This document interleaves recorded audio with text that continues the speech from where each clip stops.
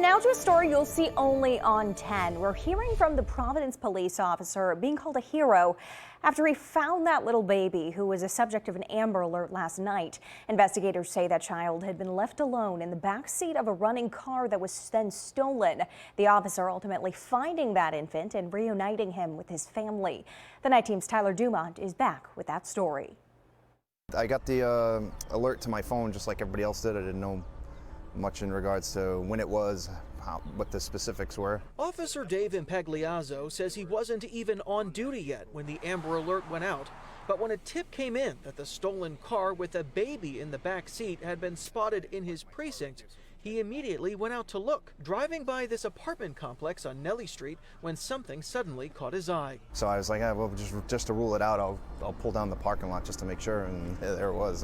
What are the odds? The biggest fear was, please let that baby still be there. Not knowing if the suspect was still in there too, Impagliazzo says he cautiously approached the car, finding only the infant still in the back seat. He looked a little scared. A little tired. I don't know if he'd been crying before. It was a little worn out. It was running. It was unlocked. The AC was on, so whoever stole the car was at least considerate enough to leave the baby with the AC going. It seems so simple for something so traumatic. But what may have seemed simple in the moment to Impagliazzo is now being called an act of heroism by others.